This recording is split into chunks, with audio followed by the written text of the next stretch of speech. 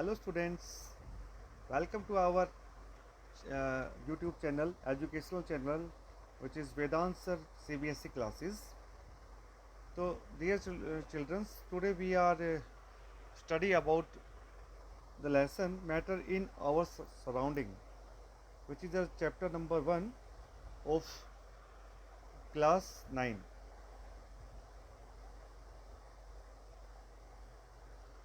So this is chapter matter in our surrounding.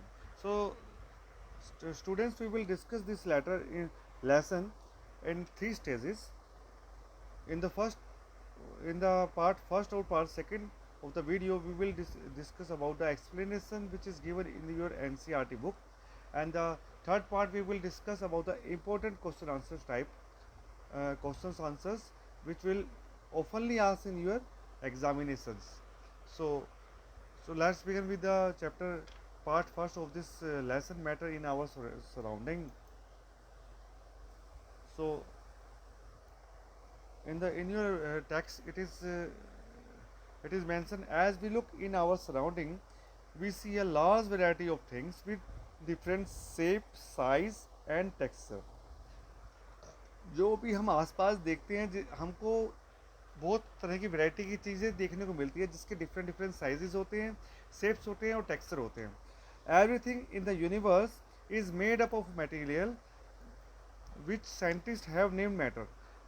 और universe के अंदर बहुत सारे जो भी मटेरियल बने होते हैं उसको साइंटिस्ट ने एक टर्म दी है, उसको नोमेनक्लेचर किया है विद द नेम मैटर.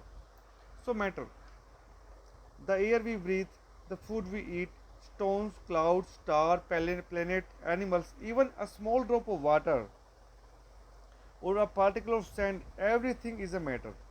ठीक है, जो भी हम आसपास देखते हैं जैसे कि फूड है, ईट है, स्टोन है, क्लाउड है, स्टार है, प्लांट है, ये these are nothing but matter. These are the everything is matter. So matter होती क्या है?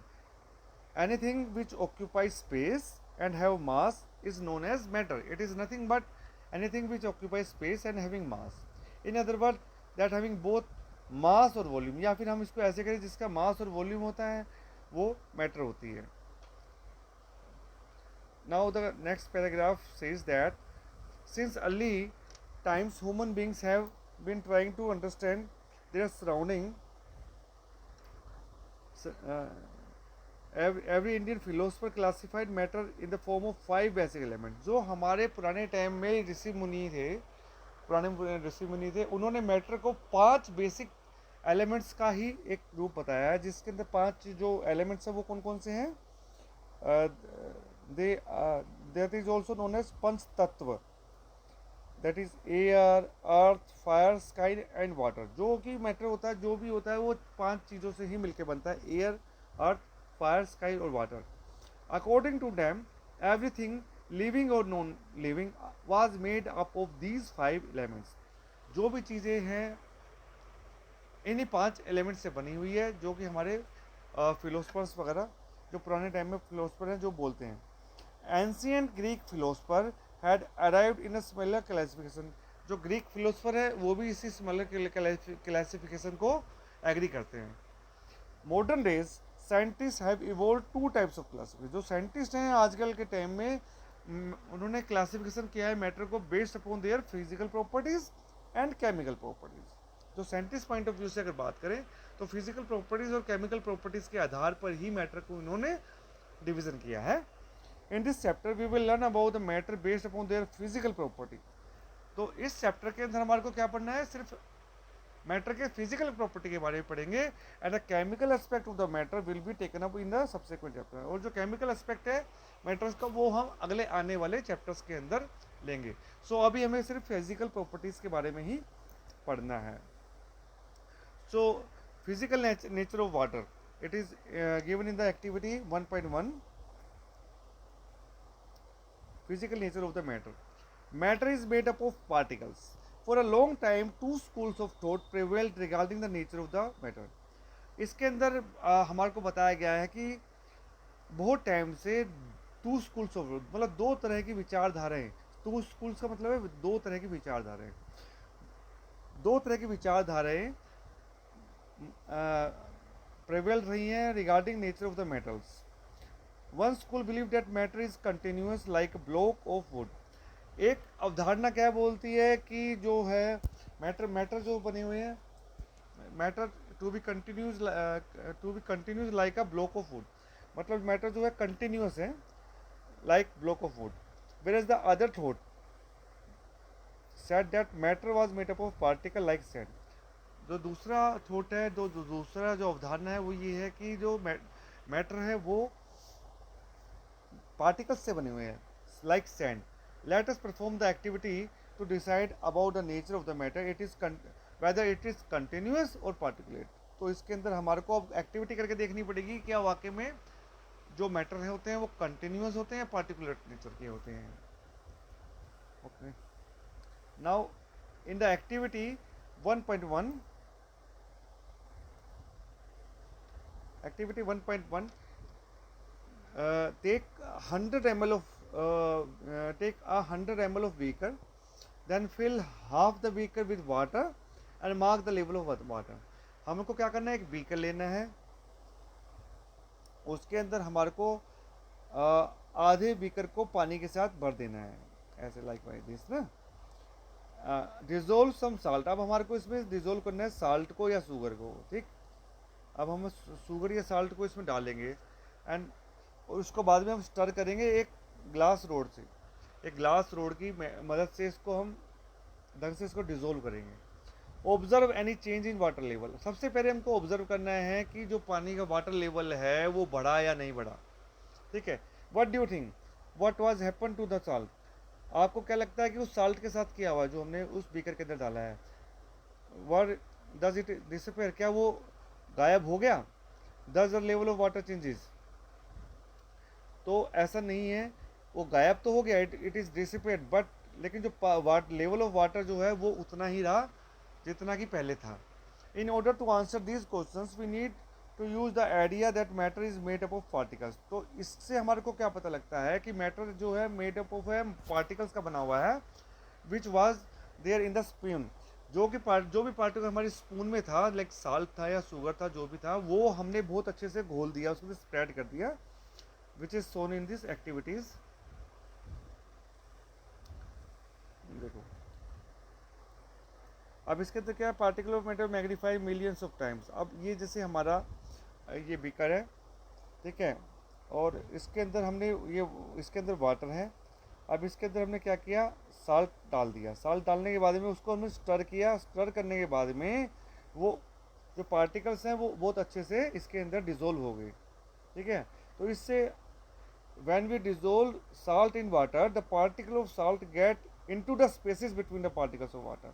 मतलब हुआ क्या कि जो जो हमने जो साल्ट या शुगर जो भी हमने इसको डिजोल्व किया वो बहुत अच्छे से उस जो उसके बीच में जो स्पेसिस है, मतलब जो वाटर के जो बीच के मॉलिक्यूल्स के बीच में जो स्पेसिस है उसके अंदर वो उसने स्पेस ले लिया और वो बहुत अच्छे से उसके अंदर डिजोल्व हो गया। यानी कि इसका मतलब क्या है कि वाटर के अंदर भी इंटर पार्टिकल स्पेसिस होते हैं जिसके अंदर वो जो भी हम जो भी चीज़ डालते हैं वो उसके अंदर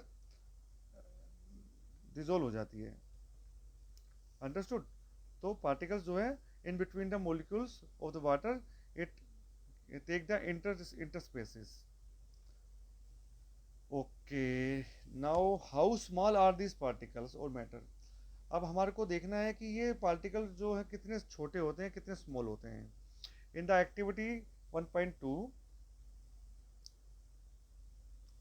in the activity 1.2 take 2 to 3 crystals of potassium permanganate and dissolve in 100 ml of water।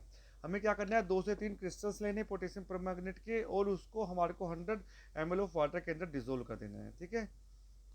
Now coming to the next page, take out approximately 10 ml of the solution and put it into 90 ml of clear water.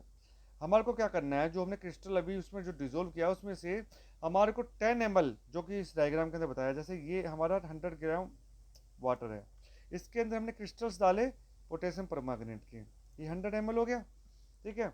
अब इसके अंदर से हमने क्या करना है, test tube की help से 10 ml जो है सैंपल इसके अंदर से निकालना है, ठीक है। निकालने के बाद में हमको इसके अंदर ड्रॉप कर देना है, इस वाले के अंदर। तो क्या होगा, इसका जो कलर था जितना डार्क था उतना इसका तो कलर डार्क नहीं होगा। ठीक है, अब हमने क्या किया, फिर से क्या किया, इसी एक्टिविटी को हमने 1 2 3 4, ठीक है, ऐसे ही हमने रिपीट किया। इसमें से फर्दर हमने 10 ml सैंपल निकाला और 100 ml इसके अंदर डाल दिया। फिर से हमने 10 ml सैंपल निकाला, इस 90 ml के अंदर डाल दिया। तो उससे क्या होगा कि इसका कलर जो है लाइट, इसका जो कलर जो है लाइट होता चला जाएगा। ठीक है, मतलब हर बार जो देखेंगे हम उसका डाइल्यूट करने से क्या हो रहा है कि उसका वाटर स्टिल जो है कलरफुल ही है अभी भी। The experiment shows that just a few crystals of potassium permanganate can color a large volume of water। मतलब कुछ ही क्रिस्टल पोटेशियम परमैंगनेट के बहुत सारे पानी को कलर कर सकते हैं। So we conclude that there must be millions of tiny particles in just one crystal। इससे क्या निकलता है कि हम कंक्लूजन क्या निकलता है कि एक जरा से क्रिस्टल्स के अंदर भी मिलियंस ऑफ टाइनी पार्टिकल्स हैं, ठीक है, जो पोटेशियम परमैंगनेट के which keep on dividing themselves into smaller and smaller particles, जो कि छोटे से छोटे जो अपने आप को डिवाइड करते रहते हैं into smaller and smaller particle. The same activity can be done using 2 ml of Dettol instead of potassium permanganate. The smell can be detected even upon repeated dilution. अगर हम इसी सेम एक्टिविटी को Dettol के साथ भी करें, सिर्फ 2 ml Dettol अगर हम पानी के अंदर डालेंगे और वैसे ही सैंपल निकाल के फिर दूसरे बीकर में डालेंगे, फिर तीसरे में डालेंगे, फिर चौथे में डालेंगे, लेकिन हम महसूस क्या करेंगे, जो उसकी जो स्मेल होगी ना वो आपको चौथे, पांचवें, छठे, सातवें हर बीकर के अंदर आपको स्मेल महसूस होगी। So the particle of matter are very small, they are small beyond their imagination. वो इतने स्मॉल होते हैं कि हम इमेजिन भी नहीं कर सकते। इसके अंदर यही बताया है। सो कैरेक्टरिस्टिक्स क्या है पार्टिकल्स ऑफ मैटर्स की, जो मैंने अभी बताया था आपको एक्सपेरिमेंट के बेसिस पे, that the particle of the matter have spaces between them.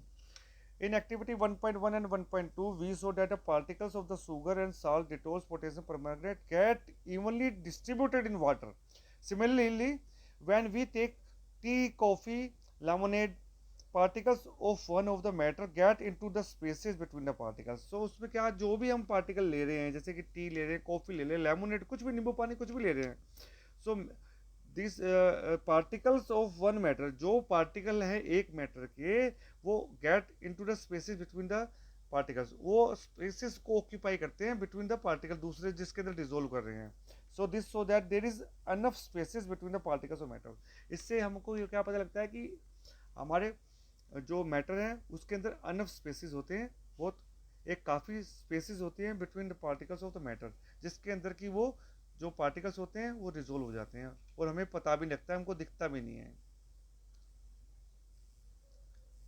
Okay, now अगली प्रॉपर्टी क्या है इसकी, द पार्ट दैट अगली प्रॉपर्टी है particle of matter are in continuously moving. तो जो पार्टिकल्स होते हैं मैटर्स के वो कंटिन्यूस मूविंग करते रहते हैं, ये इसकी दूसरी प्रॉपर्टी है। मतलब मूविंग का मतलब क्या है, it is nothing but kinetic energy. Science के अंदर एक हमने एक टर्मिनोलॉजी है काइनेटिक एनर्जी, जो कि मूवमेंट जो होती है उसको हम कैसे वो करते हैं, काइनेटिक एनर्जी से हम उसको मेजर कर सकते हैं। Now now put a unit instance tick in a corner of the class. हमें क्या करना है कि एक धूप बत्ती जैसे अगरबत्ती होती है ना, उसको हमारे को एक कॉर्नर में लगा देना है क्लास के। How close do you have to go near it so that it can be smell. आपको कितने नज़दीक जाना पड़ेगा ताकि उसकी आपको स्मेल आ जाए।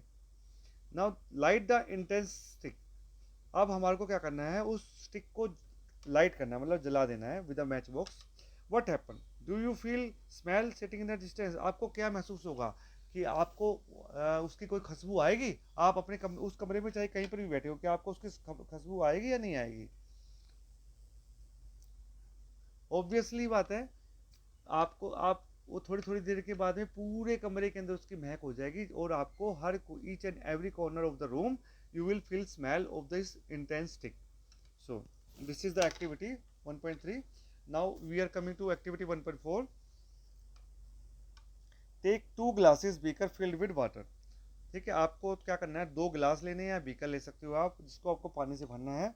Put a drop of blue और रेड इंक, आपको क्या करना है, एक ड्रॉप डालनी है सिर्फ रेड की या ब्लू ब्लू इंक की, slowly and carefully along the side of the first beaker, ठीक है, and honey in the same way in the second beaker. एक के अंदर आपको क्या डालना है, इंक डालनी है, ब्लू या रेड जो भी डालनी है, और दूसरे के अंदर आपको हनी डालना है, ठीक है। लीव देम अनडिस्टर्ब, आपको क्या करना है, उसको थोड़ी देर के लिए अनडिस्टर्ब छोड़ देना है in the house and the corner of the class. Record आपको फिर आपको उसकी ऑब्जर्वेशन रिकॉर्ड करनी है। What will you observe immediately after adding the ink, आपको क्या दिखेगा जब आप इंक के ड्रॉप को डालते हैं। And what will you observe immediately after adding a drop of honey, मतलब हनी को डालने के बाद में आपको क्या ऑब्जर्व होगा। And how many hours or day does it take for the colour of the ink to spread evenly, मतलब कितना टाइम लगता है इसको स्प्रेड करने के लिए। ये आपको एक्टिविटी घर में करके देखनी है। वैसे मैं आपको बता दूं, जब आप इस एक्टिविटी को करेंगे, आप एक ग्लास के अंदर जब इंक डालेंगे तो वो धीरे धीरे धीरे धीरे बहुत यूनिफॉर्मली पूरे उसके अंदर डिस्ट्रीब्यूट हो जाएगी। लेकिन हनी का क्या है कि थोड़ा सा वो थिक होता है, तो वो इतने अच्छे से मिक्सअप नहीं हो पाएगा, वो नीचे की तरफ चला जाएगा। तो आप इस एक्टिविटी को अपने आप खुद से करके देखिए, जो आपके इसके अंदर बुक के अंदर दे रखा है। Now coming to the next activity 1.5, drop a crystal of copper sulfate और potassium permanganate into the glass of hot water and another containing cold water। आपको 2 ग्लास लेने हैं, जिसके अंदर एक के अंदर हॉट वाटर और एक के अंदर कोल्ड वाटर रखना है। आपको कुछ क्रिस्टल्स कॉपर सल्फेट के या पोटेशियम परमांगनेट के आपको डालने हैं। What will you observe just above the solid crystal in the glass, आपको क्या महसूस होगा। What happen as time passes, क्या आपको दिखेगा जब टाइम पास होगा, मतलब कुछ समय के बाद उसके अंदर क्या होगा, क्या ऑब्जर्वेशन आ गई, वो आपको नोट करनी है। What does this suggest about the particle of the solid और पार्टिकल, और इससे आपको क्या सजेशन मिलता है कि सॉलिड और लिक्विड जब हम चीज़ डालते हैं तो क्या होता है। Does the rate of mixing change with the temperature, देखो पहले वाले क्वेश्चन की अगर बात करें, what do you observe just about the solid crystal in the water, तो आपको क्या होगा। देखो सॉलिड क्रिस्टल्स जो होती हैं उसकी डिजोबिलिटी अलग होती है, और अगर कोई लिक्विड चीज़ होती है उसकी डिजोल्बिलिटी अलग होती है। तो जो लिक्विड वाली चीज़ होगी वो तो बहुत जल्दी से डिजोल्व हो जाएगी पानी के अंदर, ठीक है, मतलब हॉट वाटर के अंदर बहुत जल्दी से हो जाएगी। लेकिन जो कोल्ड जो क्रिस्टल्स होंगे उसको थोड़ा डिजोल्व होने में टाइम लगता है। इसका मतलब क्या है कि लिक्विड जो होती है उसके अंदर इंटरस्पेसिस कम होती है, जिससे वो बहुत जल्दी से डिजोल्व हो जाती है। लेकिन सॉलिड के अंदर जो इंटर स्पेसिस होती है वो बहुत कम होती है, जिसकी वजह से उसको डिजोल्यूशन में टाइमिंग में बहुत ज़्यादा लगता है। और दस the rate of mixing change with temperature, yes, अगर हम टेम्परेचर को बढ़ा देंगे तो उसकी मिक्सिंग भी बढ़ जाएगी, दोनों बढ़ेंगी। अगर एक टेम्परेचर कम हो जाएगा तो उसकी मिक्सिंग भी कम हो जाएगी, ठीक है। Okay, now the particles of the matter are continuously moving, अब हम काइनेटिक एनर्जी के बारे में बात करते हैं कि वो कंटिन्यूसली मूविंग करते हैं and they possess what we call the kinetic energy, इसको हम क्या बोलते हैं, काइनेटिक एनर्जी बोलते हैं। जैसे मैंने आपको बताया, एज द टेम्परेचर राइजेस, जब टेम्परेचर बढ़ता है तो पार्टिकल्स मूव फास्टर, तो पार्टिकल्स की जो मूवमेंट हो जाती है फास्टर हो जाती है। So we can say that with the rise of temperature the kinetic energy of the particle also increases, जैसे मैंने आपको बताया टेम्परेचर बढ़ेगा तो काइनेटिक एनर्जी भी बढ़ेगी। तो ये क्या है, प्रोपोर्शनल है, डायरेक्टली प्रोपोर्शनल है। In the above 3 activities we observe that the particles of the matter intermixes on their own with each other, इसमें हम तीनों एक्टिविटी हमको क्या पता चलता है कि जो पार्टिकल्स हैं मैटर्स के वो इंटरमिक्स हो जाते हैं of their own, they do not getting into the space, they do so by getting the space between the particle, ये कैसे करते हैं, by getting the space between the particles. ये बहुत इंपॉर्टेंट है, ये यूजुअली आपके हर साल एग्जाम में भी पूछा जाता है कि क्या होता है जब हम किसी पार्टिकल को या किसी मैटर को किसी के अंदर मिक्स करते हैं। तो they get mix they get the spaces between the particle, क्या होता है पार्टिकल्स के वो स्पेसिस को, जो पार्टिकल होता है वो उस पार्टिकल के इंटर स्पेसिस के अंदर मिक्स हो जाते हैं। दिस इंटरमिक्सिंग जो particle of 2 different type of matter of their own is known as diffusion, और इसी प्रोसेस को हम डिफ्यूजन बोलते हैं। We also observe that on heating diffusion become faster, जब हम हीट करते हैं तो डिफ्यूजन भी फास्ट हो जाती है। Particle of matter attract each other, तीसरी प्रॉपर्टी क्या है इसके अंदर, that the particles of matter attract each other, ठीक है। अब इसके बारे में हम देखते हैं।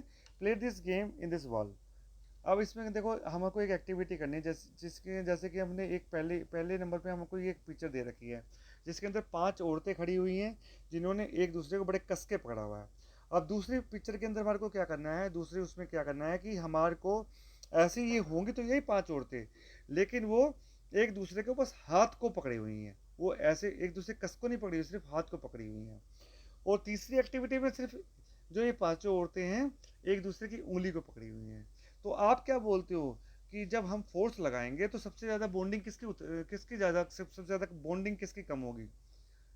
इसकी तो नहीं होगी ना, क्योंकि ये इन्होंने बहुत कस के पकड़ा हुआ है। तो अगर हम इसको अगर कोई फोर्स लगाते भी हैं तो ये बहुत जल्दी से अलग नहीं होने वाले। लेकिन दूसरे केस में क्योंकि उन्होंने हाथ पकड़ा हुआ है तो उसकी बॉन्डिंग इससे कम होगी, और जो सबसे लास्ट में है उसको ज़रा से ही फोर्स लगाएंगे तो उंगलियां छूट जाएंगी और वो जो है अलग हो जाएंगे। तो इस वाली एक्टिविटी के अंदर इन्होंने ये सब बताया हुआ है। ओके, अब now we are coming to the next activity which is 1.7। Take an iron nail. हमको क्या करना है, आयरन की एक नेल लेनी है and a piece of chalk and rubber band. हमारे को 3 चीज़ें लेनी है, ठीक है। नेल लेना है, पीस ऑफ चौक लेना है और रबर लेना है। Try breaking them by hammering. हमको क्या करना है, उनको तोड़ने की कोशिश करनी है एक हथौड़े के साथ में। In which of the following 3 substances do you think that particle are held together with greater force. आपको क्या लगता है कि इसके अंदर से कौन सी ऐसी चीज़ होगी जो कि बहुत ज़्यादा मजबूती से एक दूसरे के साथ में जुड़ी हुई होगी? तो ऑब्वियस सी बात है, चौक सबसे कमज़ोर होगा क्योंकि चौक को हम हैमर मारेंगे तो टूट जाएगा। आयरन को लेकिन अगर हम हैमर से मारेंगे तो वो नहीं टूटने वाला, चाहे कितना ही मारे। ऐसी रबर बैंड को भी मारेंगे तो उसकी एक इंटरमीडिएट जो होती है वो होती है, फोर्स होती है। तो नेल के अंदर सबसे ज़्यादा होगी, चौक के अंदर सबसे कम होगी और रबर बैंड के अंदर इंटरमीडिएट होगी। Okay, now coming to the activity 1.8। Take some water in container, try cutting the surface of the water with your fingers. हमको पानी लेना है, उसको हमको उंगली के साथ में उस पानी की सतह को काटने की कोशिश करनी है। Were you will able to cut the surface of the, क्या आप उसको काट सकेंगे? What could you what could be the reason behind the surface of the reason remain together. और इसका रीजन क्या है कि जब आपने काट दिया उसके बाद भी वो सतह वैसे की वैसी ही हो जाती है। In the above activity 1.6, 1.7 and 1.8 suggests that the particle of the matter have strong force, have their force acting between them. This force keep the particle together. कुछ एक force होती है जो कि particles को हमेशा साथ में जोड़ के रखती है, and the strength of this force of attraction varies from one kind of matter to the another. और जो इसकी force of attraction होती है वो differ होती है एक तरह से दूसरे, एक kind से दूसरे kind के matter के लिए। Understood?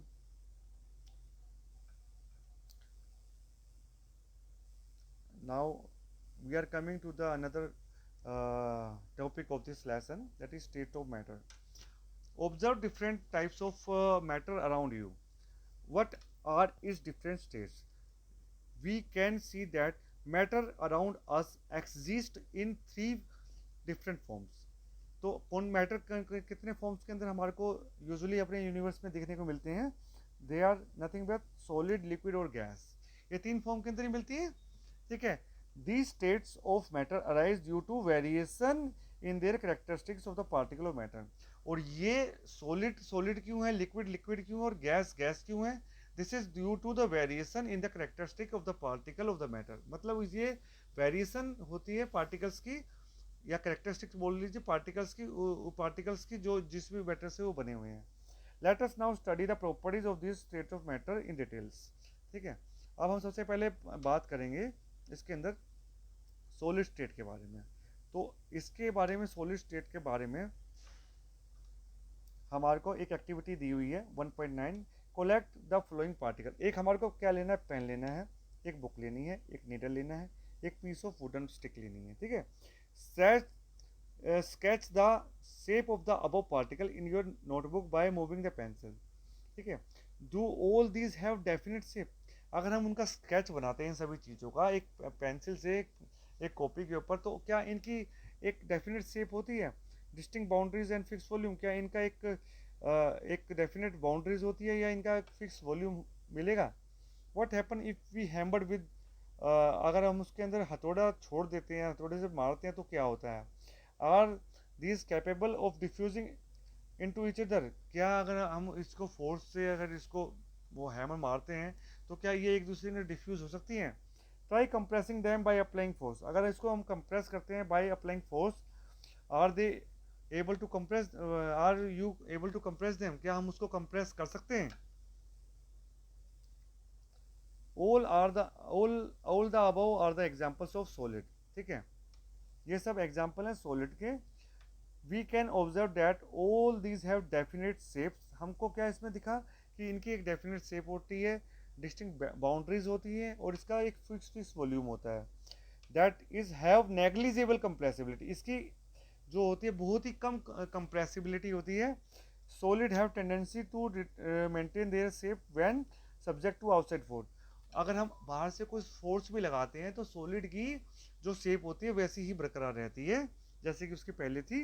एंड सॉलिड में ब्रेक अंडर फोर्स, अगर लेकिन सॉलिड जो है ब्रेक टूट सकती है under force, but it is difficult to change their shape, वो टूट सकती है लेकिन अपनी शेप को बदलेगी नहीं, सॉलिड की ये करेक्टरिस्टिक होती है।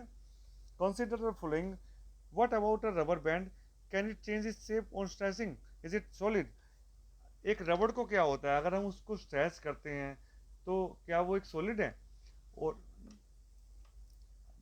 बी के अंदर पूछा गया है what about sugar and salt when kept in different jars, these take the shape of the jar. भाई देखो, अगर हम हम शुगर को या साल्ट की बात करें किसी जार में रखते हैं तो वो उसी कंटेनर की शेप ले लेते हैं, तो क्या वो सॉलिड या लिक्विड, वो सॉलिड नहीं है, क्या ऐसा है?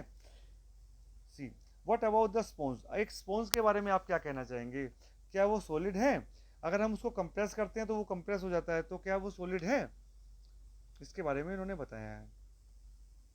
All the above are solid as, ये सभी सॉलिड हैं क्योंकि rubber band changes shape, rubber band से क्या होता है कि वो एक अपनी शेप को चेंज कर लेती है under force and regain the shape के सेम शेप, मतलब हाँ अगर हमने उसके ऊपर कोई फोर्स लगाई तो वो अपनी उस शेप को थोड़ी बहुत देर के लिए तो चेंज कर लेगी लेकिन उसके बाद में वो अपने उस शेप को दोबारा से रिटेन कर लेती है। Okay, now coming to the shapes of the individual sugar और साल्ट क्रिस्टल रिमेन फिक्स, जो शेप होती है एक एक सिंगल दाने की बात कर रहे हैं हम शुगर के या साल्ट के, वो हमेशा फिक्स ही रहेगी। Whether we take in the hand, अगर उसको हम अपने हाथ में ले लेंगे तब भी सेम रहेगी, अगर उसको हम जार में रख देंगे या प्लेट में रख देंगे तब भी वो सेम ही रहेगी। तो इंडिविजुअल जो दाने की जो शेप है बिल्कुल सेम ही रहने वाली है।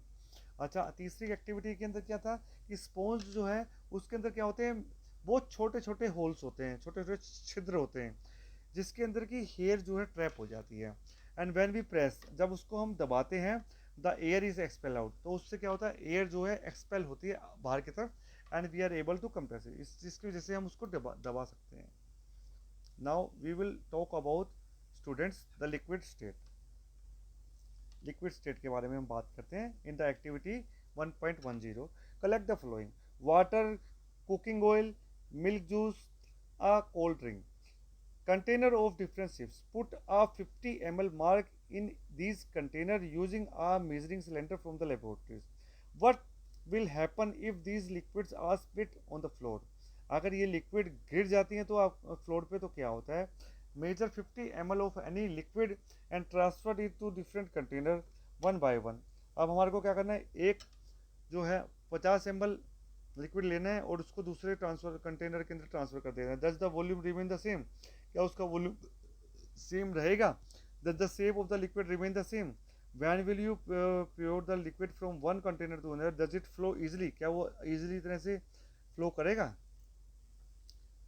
सो इसके अंदर हमने क्या ऑब्जर्व किया, we observe that the liquid have no fix shape, सबसे पहली बात उसकी फिक्स शेप नहीं है और उसका कोई बट हैव फिक्स वॉल्यूम, लेकिन उसका फिक्स वॉल्यूम होता है, शेप नहीं है लेकिन फिक्स वॉल्यूम है।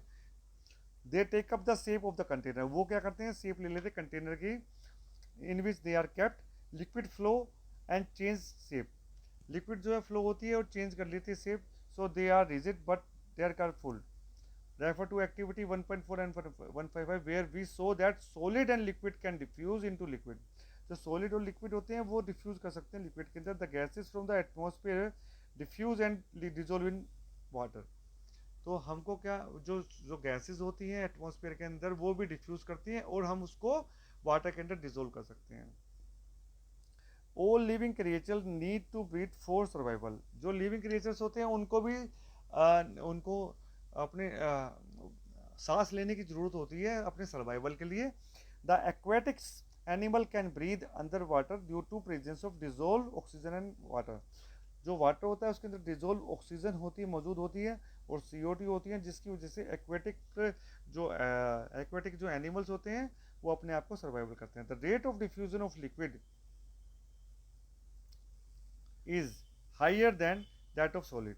तो हमारा लिक्विड का जो रेट ऑफ डिफ्यूजन है वो हायर होता है सॉलिड से. This is due to the fact that in liquid state particles move freely. तो ऐसा क्यों होता है क्योंकि जो पार्टिकल्स होते हैं लिक्विड के अंदर वो बहुत आराम से फ्रीली मूव कर सकते हैं और उनकी जो they have greater space between each other. ठीक है, as compare to particles of the solid state. उसका जो इंटर मॉलिक्यूल जो स्पेस होती है वो बहुत ज़्यादा होती है as compare to solid particle. अब students we will talk about the gaseous state. Have you ever observe a balloon seller filling a large number of balloon from a single cylinder. आपने कभी देखा होगा, बाजार में भी देखा होगा, मेले में भी देखा होगा कि एक जो गुब्बारे वाला होता है एक सिलेंडर से ही बहुत सारे गुब्बारों को भर देता है. ठीक है, is he able to fill from one able. क्या वो एक सिलेंडर से ही सबको भर देता है? तो हम इसको एक्टिविटी एक 1.11 है जिसके अंदर हमारे को ये सब करके दिखाया इन्होंने.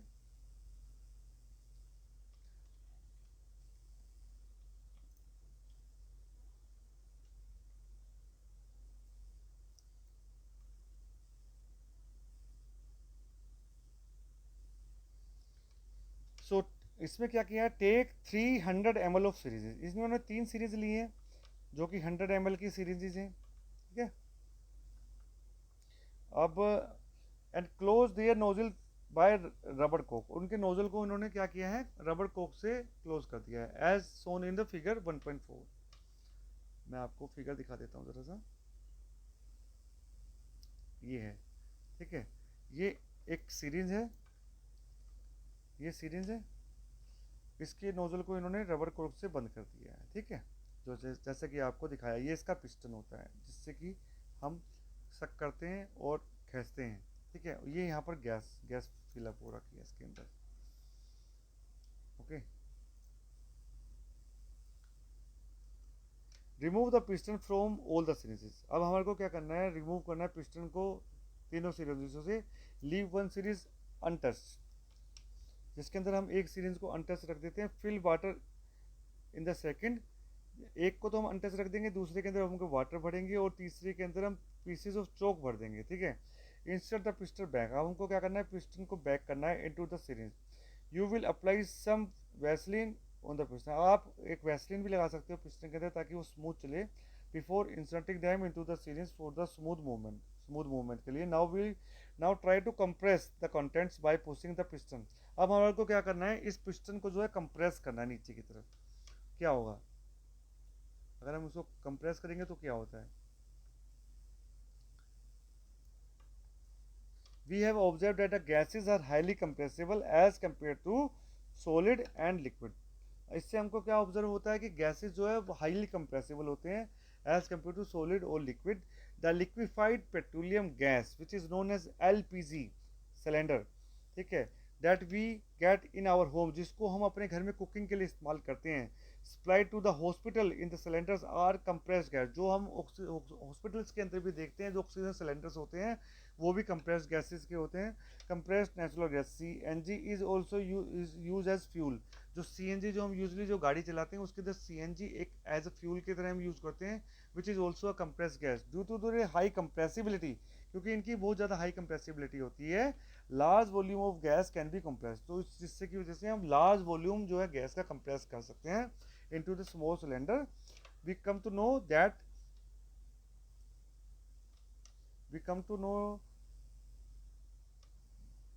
We come to know of what being cooked in the kitchen without even entering there. हम भले ही अपने कमरे में बैठे हों, किचन में कुछ भी पक रहा हो, लेकिन हमारे को अपने कमरे से ही स्मेल से लगाने से पता लग जाता है कि घर में क्या पक रहा है। ये कैसे होता है? ये डिफ्यूजन प्रोसेस की वजह से होता है।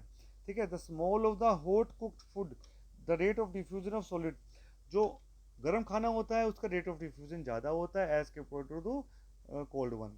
Due to high speed of the particle and large space between them, gas show the property of diffusing very fast into another gas. क्योंकि गैस का जो इंटर पार्टिकल स्पेसिस बहुत ज़्यादा होता है और डिफ्यूजिंग प्रॉपर्टी ज़्यादा होती है, तो उसको हम बहुत ईजिली तरह से डिफ्यूज़ कर सकते हैं। In the gaseous state, the particles move about randomly at high speed। तो गैसेस के अंदर क्या होता है, जो पार्टिकल्स होते हैं वो रैंडमली बहुत तेज स्पीड से रहते हैं, क्योंकि उनका इंटरमोलिकुलर स्पेस बहुत ज़्यादा होता है। Due to this random movement the particle hit each other. इससे क्या होता है, पार्टिकल जो होते हैं वो एक दूसरे को हिट करते हैं। And also the wall of the container, और जो सिलेंडर होता है या कोई भी वॉल होती है कंटेनर की, उसको भी हिट करते हैं। And the pressure exerted by the gas is because of this force exerted by the gas particle per unit area of this wall of the container। so ये जो force होती है, ये गैस का जो particles का जो होता है पर यूनिट एरिया के हिसाब से जो वॉल के ऊपर जो exert होता है, वो जो है प्रेशर exert होता है उस पर। देखो, जैसे कि इन्होंने डायग्राम में बताया हुआ है, ये अगर बात करें सॉलिड के अंदर तो इसके इंटरमोलिक्यूल पार्टिकल की जो स्पेसिस है बहुत कम है, लिक्विड के अंदर थोड़ी ज़्यादा है, और गैस के अंदर तो बहुत ही कम है। सो अब ये आपको बाय डायग्रामेटिकली इन्होंने दिखाया हुआ है।